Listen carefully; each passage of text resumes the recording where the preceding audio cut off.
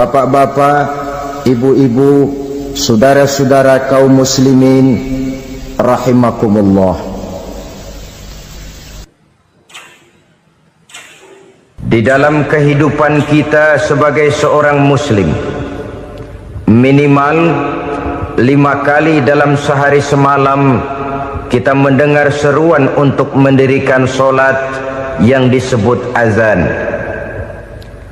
Ada kalimat menarik di dalam kalimat azan itu, yakni seruan hayya 'alal falah, marilah menuju kepada keberuntungan, marilah meraih kemenangan. Seruan ini adalah kecenderungan dari setiap manusia, apapun warna kulitnya. Artinya, setiap orang dalam hidup selalu ingin meraih dan mencari kemenangan. Kemenangan akan melahirkan kepuasan batin, dan kepuasan batin memberikan kebahagiaan.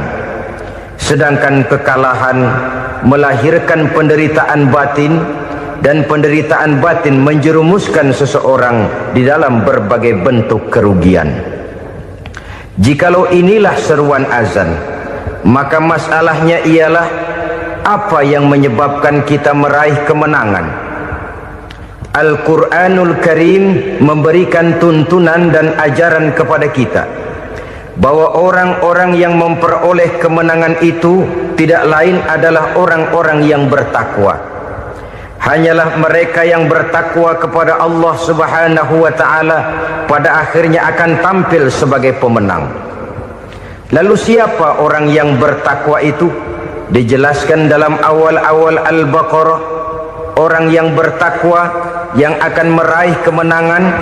Pertama, alladzina yu'minuna bil ghaib, yaitu orang-orang yang beriman kepada yang gaib, percaya bahwa ada alam yang gaib, alam yang abstrak, alam yang tidak bisa dijangkau oleh salah satu daripada panca indera kita. Mereka percaya dan beriman kepada adanya malaikat, beriman kepada adanya iblis dan jin, beriman kepada adanya alam kubur, beriman kepada adanya alam mahsyar, beriman kepada adanya alam akhirat, beriman kepada adanya surga dan neraka. Beriman bukan cuma sekedar beriman dalam ucapan bibir saja, tetapi beriman yang nilai iman itu mampu mewarnai gerak dan gaya hidupnya. Iman yang meresap sampai ke tulang sumsum, kemudian memberikan dampak positif di dalam kehidupan manusia. Alam, kita tahu, adalah sesuatu yang selain Allah, dan Allah bukanlah alam. Apapun namanya selain daripada Allah, itu adalah alam. Alam pada hakikatnya terbagi menjadi dua. Ada alam syahadah, alam nyata, alam konkret, alam yang bisa dijangkau oleh salah satu indera kita. Kemudian ada alam ghaib, alam yang tidak bisa dijangkau oleh panca indera kita, alam metafisika, alam abstrak, alam yang wajib kita imani keberadaannya. Kita percaya bahwa malaikat itu ada, kita percaya kepada jin, bahwa jin itu ada, kita percaya kepada adanya iblis dan setan. Bukan percaya kepada iblis dan setannya, percaya bahwa iblis dan setan itu ada. Itu termasuk salah satu daripada sifat orang yang bertakwa kepada Allah. Saudara-saudara kaum muslimin rahimakumullah, kecenderungan pembangunan yang lebih bersifat materialistis biasanya menggeser aspek kehidupan rohani. Orang berpikir empiri, dan dalam pola pikir yang demikian maka alam gaib tidak lagi mendapat perhatian. Aspek kehidupan yang bersifat rohaniah malah mulai ditinggalkan. Akibatnya terjadilah kepincangan di dalam kehidupan kita. Pernah ada satu pengalaman pribadi dalam perjalanan kembali ke tanah air. Dalam pesawat di sebelah kanan saya duduklah seorang Jerman namanya Heiner Simonsen. Iseng saya ajak kenalan, saya ajak ngobrol, saya tanya dia. Saya bilang, Mas Heiner ini, kalau pesawat yang kita tumpangi ini jatuh ke bawah, kira-kira apa yang bakal terjadi, Mas? Dia bilang, kita semua akan mati. Begitu? Iya. Oke. Apa itu mati? Tanya saya. Dia bilang, untuk tahu apa itu mati, kita harus tahu lebih dahulu apa itu hidup. Saya pikir nih bule bisa ngomong juga.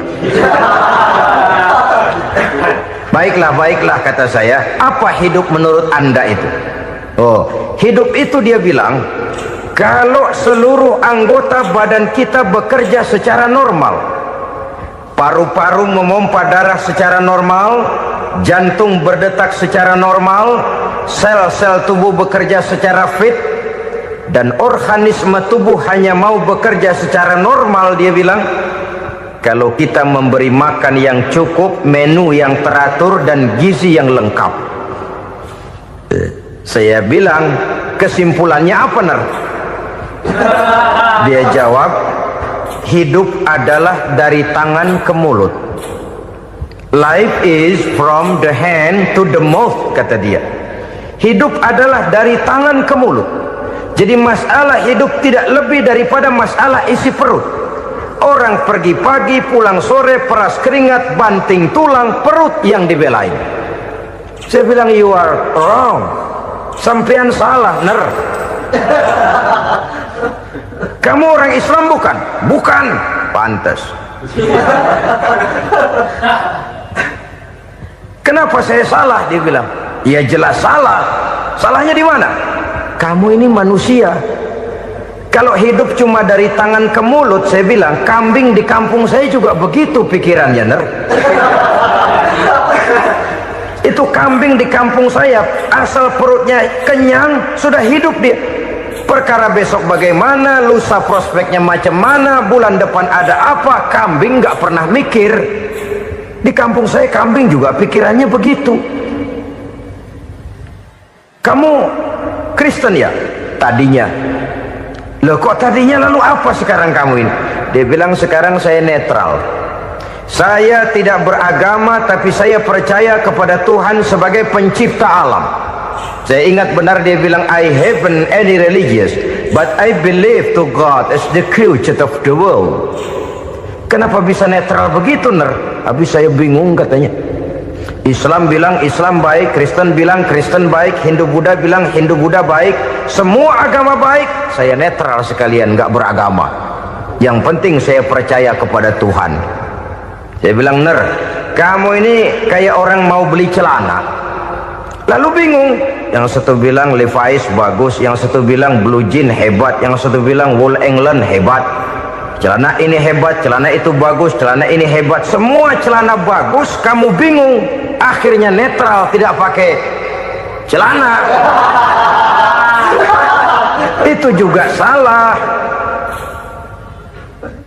Saya pikir-pikir, kemudian saya melihat bahwa dua pola berpikir Heiner ini nampaknya sudah mulai menggejala di lingkungan masyarakat bangsa kita. Disadari atau tidak, secara jujur kita harus berkata, dua pola pemikiran Heiner ini mulai berkembang di tengah masyarakat bangsa kita. Pertama, pola pikir materialisme. Hidup adalah dari tangan ke mulut. Masalah hidup tidak lebih masalah isi perut. Itu yang perlu dibela, dan disitulah arti kehidupan. Pergi pagi, pulang sore, peras keringat, banting tulang untuk mempertahankan perut. Kalau sudah kemari cara orang berpikir, maka buat apa percaya kepada yang gaib? Untuk apa sholat? Untuk apa puasa? Untuk apa zakat? Untuk apa menghadiri majelis taklim? Tanpa kepercayaan kepada yang gaib, hidup berjalan menurut alur empiris dan materialis. Kalau sudah ke sana cara orang berpikir, biasanya orang lalu cenderung menghalalkan segala cara. Hanyalah orang yang percaya bahwa akhirat ada, hanyalah orang yang percaya bahwa alam kubur itu ada, hanyalah orang yang percaya bahwa malaikat itu ada, hidupnya akan lebih terarah dan terkendali. Karena kepercayaan kepada yang gaib, yang merupakan fase daripada kehidupan setelah hidup yang sekarang ini, mewarnai gerak pribadi seseorang di dalam dia melakukan kegiatan hidupnya. Pola berpikir materialisme, disadari atau tidak, mulai menggejala di lingkungan masyarakat bangsa kita. Hidup tidak lebih dari urusan tangan ke mulut, mulut ke tangan, tangan ke mulut. Asal perut sudah kenyang, hiduplah sudah. Perkara bagaimana prospek hari yang akan datang, bagaimana akhirat, tidak jadi persoalan. Ini yang oleh Nabi diperingatkan, ad-dunya sijnul mu'min wa jannatul kafir. Dunia adalah penjara bagi orang beriman dan surga bagi orang kafir. Dulu di zaman Belanda hadis ini pernah disalah tafsirkan, disalah artikan, digunakan sebagai senjata untuk mengkebiri dan membuat impoten umat Islam. Sudahlah umat Islam gak usah macam-macam, kata Belanda. Dunia ini kan penjara buat orang Islam, surga buat orang kafir. Di penjara jangan bertingkah.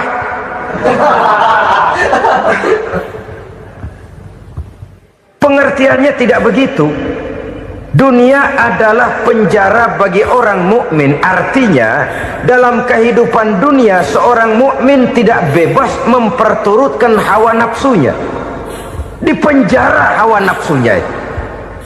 Sebaliknya surga bagi orang-orang kafir. Buat orang kafir surgalah dunia ini. Mereka bebas memperturutkan hawa nafsunya, dilarang tidak terlarang, dicegah pun tidak tercegah. Mereka hidup menurut alur bisikan nafsu mereka sendiri. Kemudian bila ajal datang, maut merenggut nyawa, selesailah surganya sampai di situ. Maka bagi orang-orang yang tidak percaya kepada adanya akhirat, kepada adanya alam gaib, surganya sebatas umurnya. Sekali lagi, surganya sebatas umurnya. Bila umur selesai, ajal pun datang merenggut nyawa, selesailah sudah surganya sampai di situ. Alangkah pendeknya perjalanan orang-orang yang tidak percaya kepada alam gaib ini. Bagi kita mukmin, jikalau kita mampu memenjarakan hawa nafsu, kita bisa bahagia di dunia ini. Dan Islam memang tidak menyuruh kita sengsara di dunia. Raih dunia, kejar dunia, gapai dunia sebagai alat untuk mencapai kebahagiaan di akhirat nanti. Hidup adalah satu perjalanan panjang yang terbentang sejak kita terlahir dari alam rahim sampai kepada alam akhirat nanti. Andai kata kita gagal meraih kebahagiaan di dunia, toh kita masih punya akhirat. Tapi jangan jadi dalil yang melemahkan semangat. Biarin dah kita di dunia kebelangsak, yang penting akhirat. Akhirnya dunia benar-benar kebelangsak. Bagaimana dunia ini bisa kita raih, dan bagaimana meraih dunia untuk menunjang kepentingan akhirat nanti. Yang kedua, dari pikiran Heiner yang saya lihat menggejala di lingkungan masyarakat bangsa kita, timbulnya manusia-manusia netral. Seolah-olah Tuhan yes, agama no. Sama Tuhan percaya, agama ogah. Tuhan ngangguk, giliran agama godeng.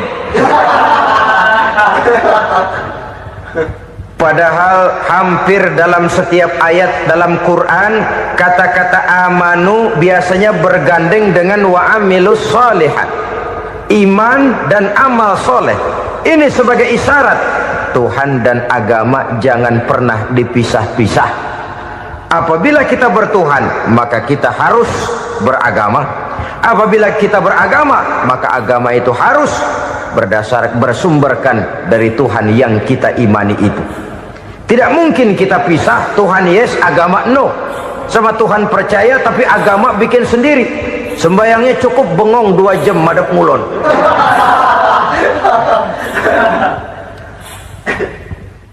Saudara-saudara kaum muslimin rahimakumullah. Jadi dengan demikian, agama yang kita akui merupakan unsur mutlak di dalam pembangunan sekarang ini, merupakan bagian dari kehidupan yang menuntun kita bahwa di balik alam nyata ini, di balik alam syahadah ini ada alam gaib. Dan mudabbir, murabbi, yang mengatur, yang menguasai, yang memelihara, baik dia alam nyata, baik dia alam gaib, tidak lain adalah Allah Subhanahu wa ta'ala. Di sana ada satu super power, satu maha kekuatan yang kita perlu bersandar kepadanya. Sebagai makhluk nyata yang hidup di alam nyata, berbuatlah secara nyata sebagaimana harusnya kita berbuat.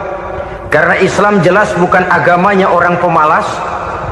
Islam jelas bukan agamanya orang yang mengajarkan setelah selesai sholat boleh duduk, nggelenggem ayam-ayam, ndelohom, menghitung bintang di langit sambil menunggu keajaiban. Tidak. Islam adalah agama yang mengajarkan apabila sholat sudah selesai kamu kerjakan, bertebaranlah di permukaan bumi, cari karunia Tuhanmu. Jangan hidup berpangku tangan menunggu keajaiban, karena hidup bukan undian. Jangan berharap untung besar tanpa mau peras keringat. Tapi di sebalik itu toh kita juga harus yakin bahwa di sisi usaha nyata yang kita lakukan ada satu super power, satu maha kekuatan gaib yang menentukan berhasil dan tidaknya usaha kita. Kepercayaan kepada hal semacam inilah yang mendorong kita untuk mempunyai sandaran vertikal, agar jikalau usaha ini berhasil, kita tidak lupa diri dan lupa daratan. Jikalau usaha ini gagal, kita tidak putus asa dan buruk sangka, tidak cuplik pandangan dan sempit hati, tapi mampu melihat persoalan dengan kacamata putih sambil husnuzon kepada Allah Subhanahu wa ta'ala. Kita percaya malaikat itu ada yang namanya Raqib dan Atid, mengawasi gerak hidup kita sampai kepada gerak hati kita. Ini memberikan sugesti agar kita berhati-hati, tidak sejengkal tanah pun kita bisa berlindung dari pengawasan Raqib dan Atid. Ada Munkar Nakir yang akan menyoal kita di alam kubur. Ada malaikat Malik, penjaga neraka. Ada malaikat Ridwan yang menjaga surga. Kita percaya kepada adanya jin, kita percaya kepada adanya setan, iblis. Percaya kepada adanya, bukan mempercayai si setan, si iblis lalu menjadikannya sebagai teman. Tidak. Percaya bahwa mereka itu ada dan merupakan makhluk Allah yang gaib, yang diciptakan Allah Azza wa Jalla. Kepercayaan kepada alam gaib memberikan motivasi terhadap gerak lahir manusia, sehingga dengan motivasi kepercayaan kepada yang gaib, gerak lahir jadi lebih terarah, jadi lebih terpelihara. Pernah seseorang bertanya, "Pak, apakah adanya akhirat bisa dibuktikan secara ilmiah?" Saya bilang tidak bisa, tidak bisa. Kenapa? Karena yang berangkat nggak pernah pulang kembali lagi. Kalau dia pulang kemari bisa kita tanya bagaimana enak di sono. Cuma secara moral saya katakan, lebih beruntung orang yang percaya kepada akhirat daripada yang tidak. Sekarang saudara percaya akhirat ada, lalu saudara baik-baik di dunia, sholat, puasa, zakat, menolong orang lain, menebarkan kebajikan. Saudara mati, andai kata akhirat tidak ada, toh dalam hidup saudara sudah berbuat baik, paling tidak nama saudara akan dikenang sebagai orang baik.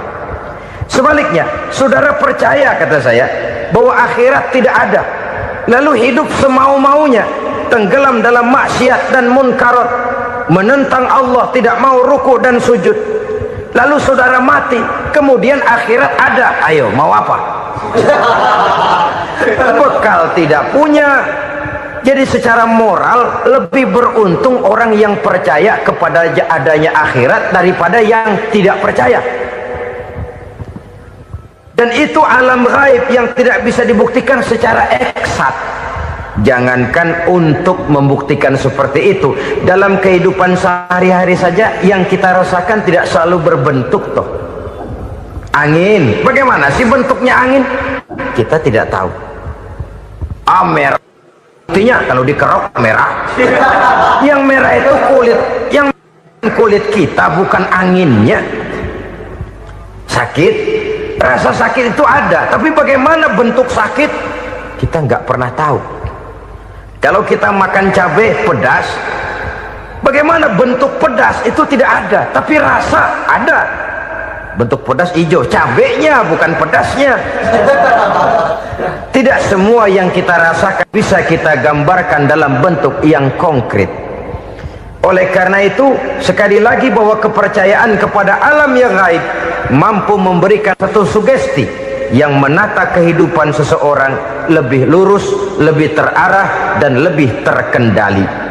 Maka wajar kalau kepercayaan kepada yang gaib mengantarkan seseorang untuk meraih kemenangan. Kenapa? Dia percaya kepada yang gaib, bahwa akhirat ada, bahwa alam kubur ada, bahwa pertanggungan jawab itu ada. Maka dia lalu tidak hidup saenae udele dewe, gitu loh. Tidak hidup menurut seleranya sendiri, terarah, teratur.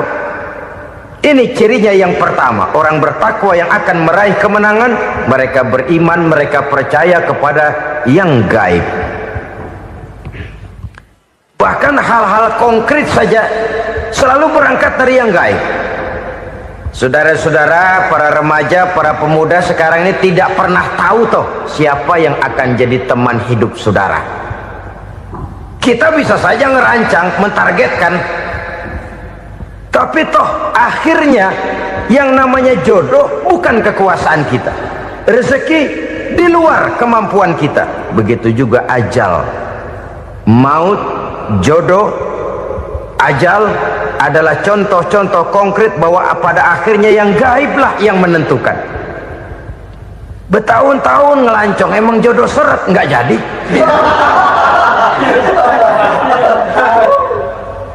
Begitu kenal baru setengah malam nginep ditangkap hansip kan.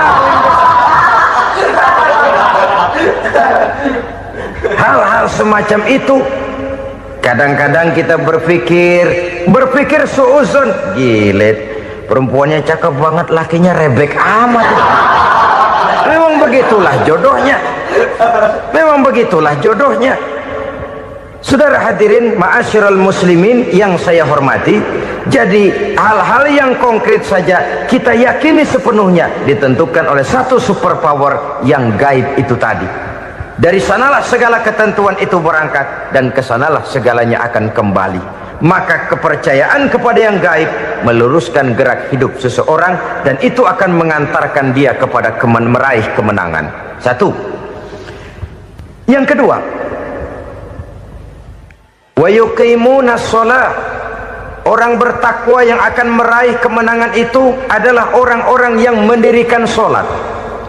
Kenapa sholat mengantarkan orang untuk meraih kemenangan? Yang jelas, inna sholata tanha anil fahsya'i wal munkar. Sholat mampu mencegah manusia dari perbuatan keji dan munkar. Banyak filsafat hidup yang terkandung di dalam sholat ini. Sejak kita wudhu sampai kita menghadap ke arah kiblat, sampai kita melakukan gerak-gerak sholat, bacaan-bacaan yang ada di dalam sholat, lalu sampai kepada mengucapkan salam. Banyak filsafat hidup yang terkandung di dalam sholat. Umpamanya saja, setelah takbiratul ihram mulai kita dengan sholat dalam posisi berdiri, diajarkan dalam kitab-kitab fikih agar kita melihat ke arah tempat sujud. Ini kan filsafat kehidupan. Kalau kamu sholat dalam posisi berdiri, lihat tempat sujud. Jangan sholat mata jelalatan, sebab nanti bisa mengurangi kekhusyuan. Jadi wajar kalau yang dikatakan bahwa yang paling afdol adalah shaf yang di depan. Kenapa? Secara harfiah pengertiannya akan lebih mengundang kekhusyuan. Kenapa? Kalau kita di shaf paling depan di masjid umpamanya paling banter kita lihat tembok. Tapi kalau kita shaf di tengah atau di belakang, orang-orang di depan kita pun akan kelihatan. Yang bajunya loreng, yang bajunya genggang, yang bajunya macam-macam. Kita lihat, kadang-kadang kita pikirin, ada yang bajunya bolong. Kita sholat tapi dalam hati, nih orang bajunya robek yang nggak tahu apa. Ada saja hal-hal yang mengusik kekhusyuan kita. Oleh sebab itu diajarkan dalam posisi berdiri, lihat, arahkan pandangan matamu kepada tempat sujud. Ini kan filsafat kehidupan.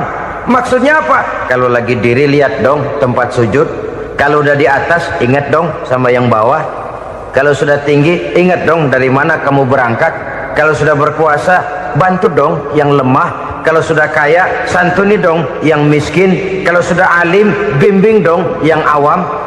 Ini filsafat kehidupan. Dalam posisi berdiri kau lihat tempat sujud. Ini akan melahirkan kepekaan sosial di mana seseorang mau tahu kepada orang lainnya.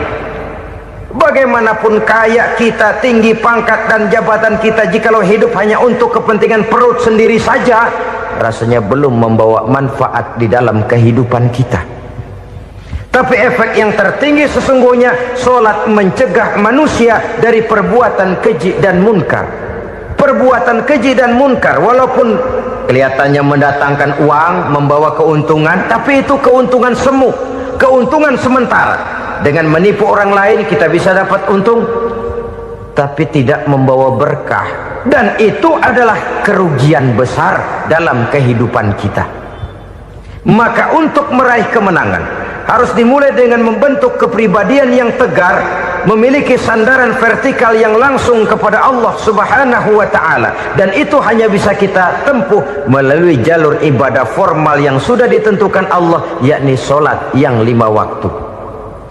Untuk memperkuat itu ada solat-solat sunnah, rawatib, nawafil sebagai terminal-terminal kontrol cadangan untuk memelihara stabilitas temperatur batin di dalam kita berhubungan dengan zat yang maha gaib, yaitu Allah Subhanahu wa ta'ala. Orang sering bertanya, Pak, itu tetangga saya nggak sholat, duitnya nggak habis-habis, Pak. Nggak sholat tapi mobilnya tambah terus, nggak sholat tapi usahanya makin maju.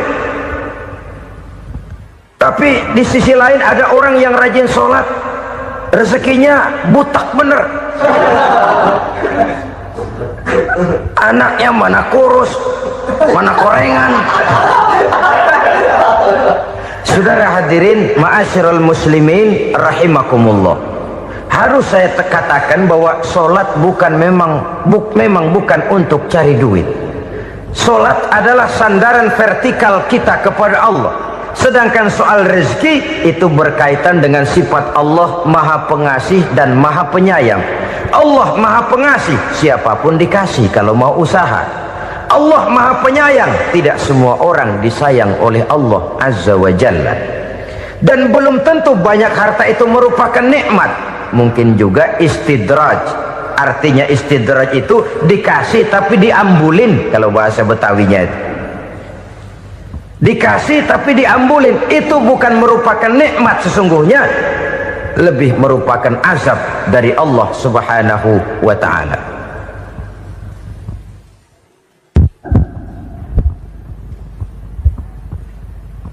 Agama mempunyai sistem solat, dan kita umat Islam telah dituntun oleh Allah Subhanahu wa ta'ala yang wajibnya 5 kali dalam sehari semalam mendirikan solat, dan itu tentu berada dalam jangkauan kemampuan manusia.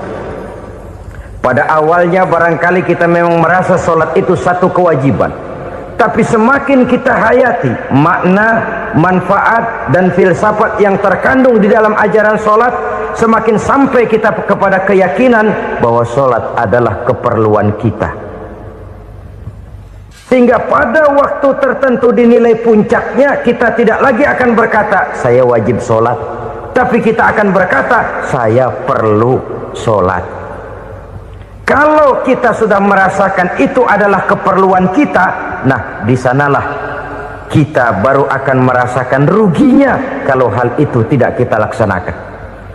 Sepanjang kita masih berkata saya wajib sholat, kita akan lebih merasakan dia sebagai beban ketimbang sebagai keperluan.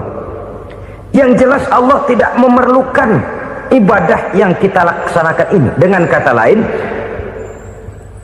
andai kata satu dunia penuh ini orang tidak ada yang sholat satu pun, Allah tidak akan turun dari jabatan Tuhan.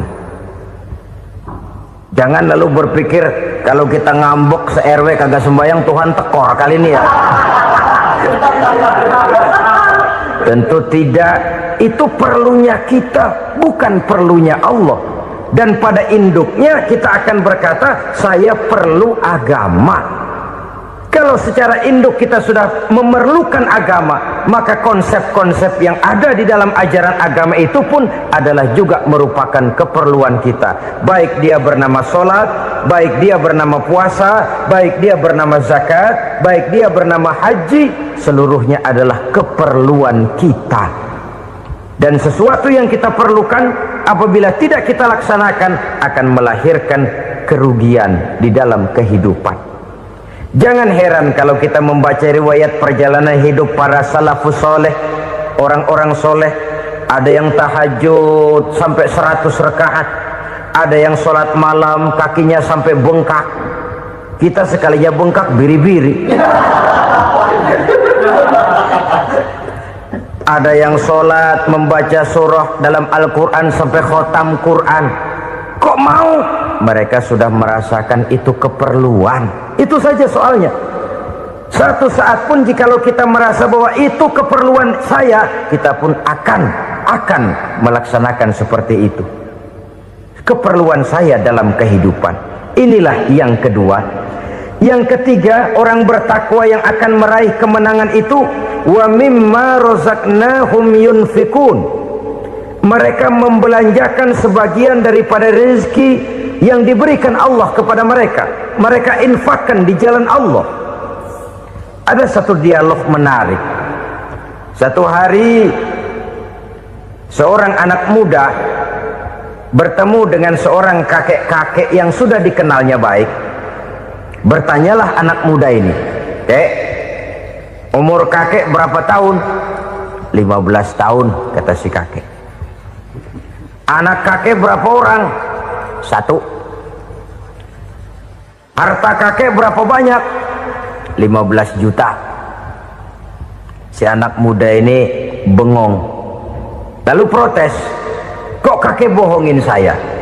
"Kenapa?" "Saya tahu umur kakek 70 tahun. Kenapa ngaku 15? Saya tahu anak kakek 5. Kenapa bilang 1? Saya tahu kakek miliuner, miliaran uang kakek. Kenapa ngaku cuma 15 juta? Begini, kata si kakek tadi, benar umur saya 70 tahun. Tapi dari umur yang 70 tahun itu baru 15 tahun terakhir ini saya merasakan ibadah kepada Allah. Meninggalkan maksiat, jauh dari segala macam munkarat. Maka yang 15 tahun inilah yang benar-benar saya rasakan sebagai umur saya. Benar anak saya 5, tapi yang 4 susah diatur. Cuman 1 rasanya nih yang bakal jadi si buah hati, belahan jantung, pelanjut cerita penerus sejarah. Cuma 1 ini yang saya harapkan, yang akan jadi anak soleh, yang akan membuat saya menerima pensiunan pahala. Kalau yang 4 apek dah, nggak ada harapan. Yang 1 nyekek botol melulu. Oh begitu, iya. Lalu kenapa kakek bilang harta kakek cuma 15 juta padahal saya tahu kakek uangnya miliaran, depositonya banyak? Ya karena 15 juta itulah yang saya ingat yang pernah saya belanjakan di jalan Allah. Saya merasa itulah harta saya yang sebenarnya. Yang miliaran yang saya simpan di bank kelak, kalau satu saat saya mati, akan jadi rebutan di antara anak-anak saya. Iya kalau anak saya soleh kayak yang 1 ini. Kalau yang 4 tadi udah tulen dia bakal berantem dah berebut tuh.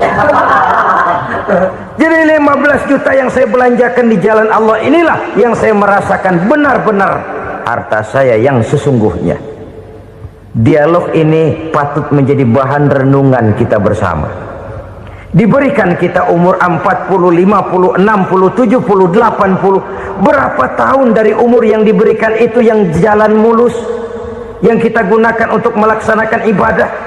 Banyak harta kita simpan di bank, di lemari, di dompet, di tas. Tapi berapa yang sudah kita depositokan di jalan Allah yang akan menemani kita di hari kita kembali nanti? Maka orang bertakwa yang akan meraih kemenangan, wa mimma razaqnahum yunfikun, mereka membelanjakan sebagian dari rezeki yang diberikan Allah di jalan Allah subhanahu wa ta'ala. Ma'asyiral muslimin rahimakumullah, zahirnya memang kita memberikan kepada orang lain, tapi hakikatnya kita menyimpan untuk diri kita sendiri. Kita memberikan kepada yatim piatu 25.000, zahirnya kita memberikan si yatim, hakikatnya kan kita cuma nyimpan. Saya berikan, titip kepadamu, ini untuk saya di akhirat. Kau boleh belikan baju, kau boleh belikan untukmu makan, kau boleh bayarkan sekolahmu, ini untuk saya. Hakikatnya kita nyumbang masjid 1 juta, zahirnya kita berikan kepada panitia masjid, tapi hakikatnya kan cuma titip 1 juta ya, untuk saya di alam kubur nanti. Silahkan kau boleh belikan semen, ini uang, belikan besi, belikan pasir, saya cuma sekedar titip untuk kepentingan saya. Hakikatnya kita cuma sekedar menitip. Sebagaimanapun pada hakikatnya, apapun yang kita miliki dalam kehidupan kan cuma sekedar hak guna pakai, bukan hak milik mutlak. Harta kita, rumah kita, kendaraan kita, kebun kita, pabrik kita, hak guna pakai saja. Hak milik mutlak cuma untuk Allah subhanahu wa ta'ala. Saudara-saudara kaum muslimin rahimakumullah, ini yang ketiga. Kemudian yang keempat, orang-orang bertakwa yang akan meraih kemenangan, allazina yu'minuna bima unzila ilaika, mereka yang beriman, mereka yang percaya kepada apa yang telah diturunkan kepadamu Muhammad, ay Al-Quran, yakni Al-Quranul Karim. Setelah percaya kepada yang gaib, mendirikan solat, kemudian menginfakkan sebagian dari rezeki yang diberikan Allah, mereka juga lalu percaya kepada yang diturunkan terhadap Nabi, yaitu tidak lain Al-Quranul Karim. Sekali lagi di sini, percaya bukan hanya sekedar percaya saja, tetapi percaya lalu menjadikan Al-Quran itu sebagai pedoman hidup. Sebab memang Al-Quran itu adalah GBHM, garis-garis besar haluan muslim.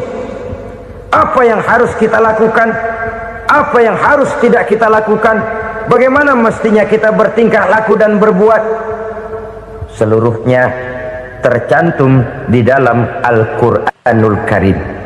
Itu sebabnya ketika satu hari Aisyah ditanya bagaimana akhlak Rasul, beliau menjawab, kana Rasulullah sallallahu alaihi wasallam khuluquhul Quran. Akhlak daripada Rasulullah tidak lain adalah Al-Quran.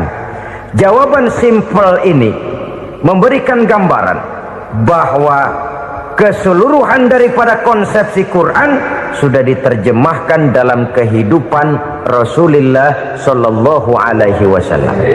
Karena kita tahu akhlak adalah keseluruhan dari gerak hidup manusia, sejak ia berpribadi, berumah tangga, bertetangga, bermasyarakat, sampai kepada berbangsa dan bernegara. Al-Quran tetap memberikan sentuhan nilainya.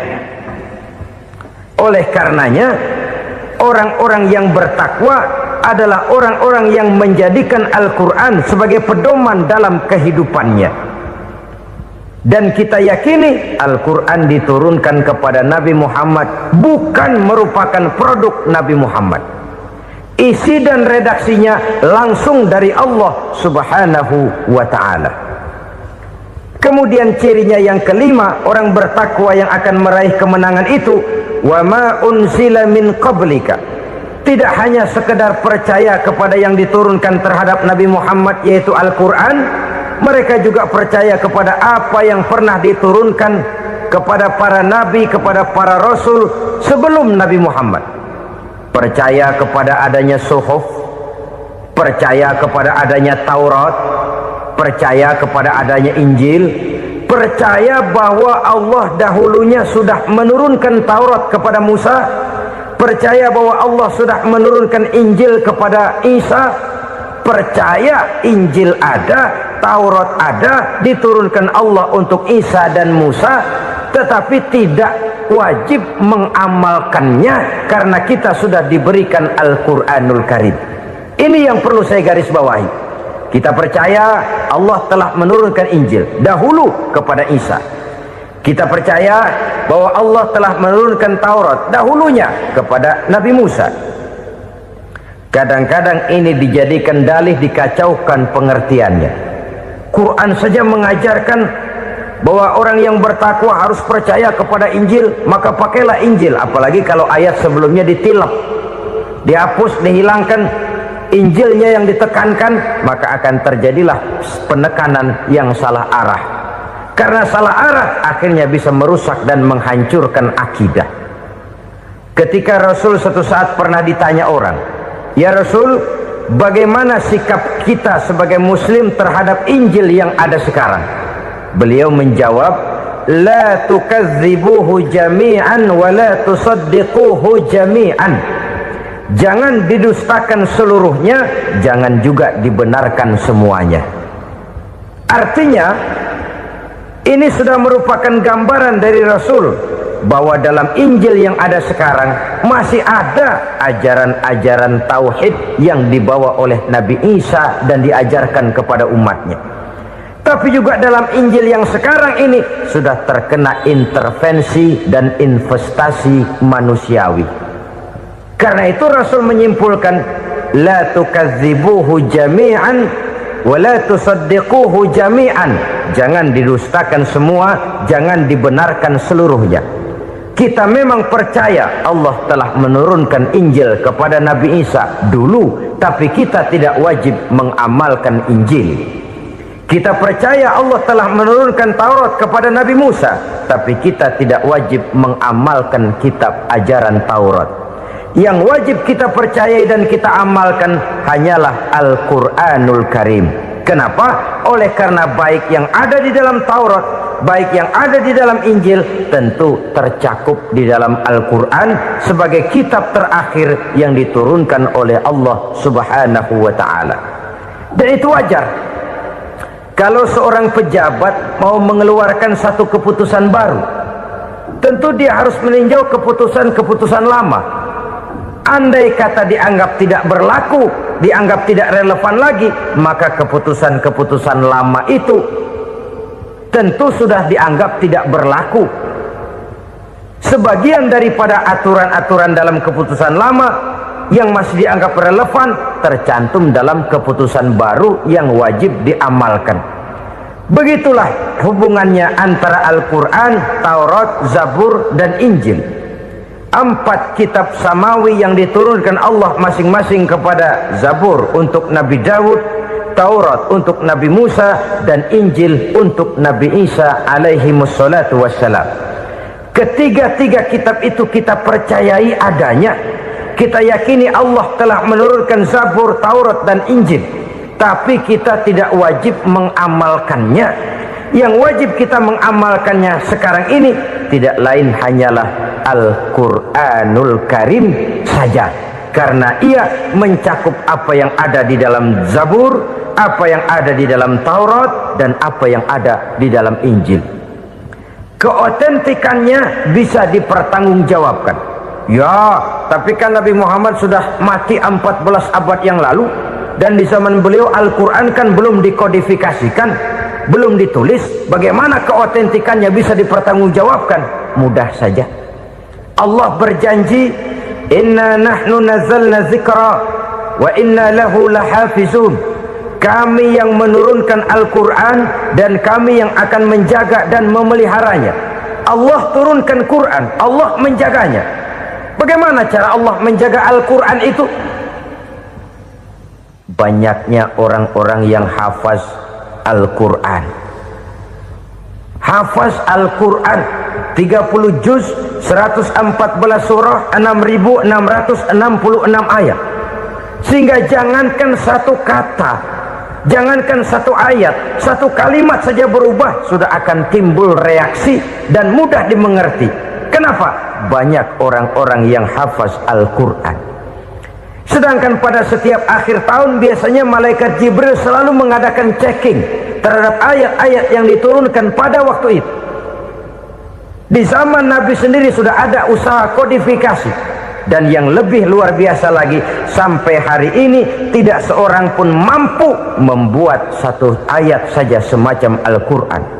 Ke bahasa manapun dia diterjemahkan, naskah aslinya tetap ikut, rujukan dasarnya tetap ada. Berdasarkan itu, maka tidak mungkin terjadi penyelewengan terhadap atau pemalsuan terhadap ayat-ayat Al-Quranul Karim. Kesuciannya, keotentikannya, kemurniannya bisa dipertanggungjawabkan. Ma'asyiral muslimin rahimakumullah. Oleh karenanya, konsepsi dasar daripada ajaran Islam ini memang tidak lain adalah Al-Quran dan Sunnah. Isi daripada agama Islam yang merupakan iman, Islam dan ihsan, konsepsi dasarnya tidak lain adalah Al-Quran dan Sunnah Rasulullah Sallallahu Alaihi Wasallam. Maka yang kita perlukan sekarang ini adalah terjemahan Al-Quran di dalam kehidupan kita. Dengan demikian, maka gaya kehidupan yang lebih Qurani itulah yang kita dambakan. Kita perlu memang terjemahan Quran dalam bahasa Inggris, dalam bahasa Belanda, dalam bahasa Jepang, tapi yang lebih kita perlukan adalah terjemahan Quran di dalam kehidupan kita. Konsekuen, tidak memanipulasi, ringan sama kita jinjing, berat sama kita pikul. Jangan kalau lempengan ayat Quran tuh kira-kira enak diamalin, keras teriakan kita. Giliran kira-kira ayat Quran itu mukul kepala kita sendiri, diam kita. Itu ciri yang pernah disindir Allah dalam awal-awal Baqarah juga itu. Ciri beragamanya orang yang munafik. Kullama adha'a lahum masyawfih, kata Allah. Wa iza azlama alaihim qamu. Apabila terang mereka jalan, apabila gelap mereka berhenti. Artinya, kalau kira-kira di Islam nguntungin, rame-rame pada teriak Islam. Tapi ketika diminta untuk berjuang, ketika dituntut untuk berkorban, rame-rame mengundurkan diri. Nasib agama tidak ubahnya seperti daun pisang yang dikait orang di tepi jalan lantaran tak berpayung di ketika hari hujan. Manakala hujan usailah sudah, daun itu pun dicampakkan di tepi jalan, diinjak pula orang nan lalu. Artinya, orang menjadikan agama cuma sebagai lipstick, decoration only, tidak konsekuen. Hanya pada saat-saat kelihatannya Islam membawa keuntungan, rame-rame orang teriak-teriak tentang Islam. Tapi jikalau diminta berjuang, jikalau dituntut untuk berkorban, biasanya rame-rame juga mengundurkan diri. Jangan heran kalau mayoritas hitungan kita, tapi minoritas peranan kita. Kuantitas kita dalam jumlah,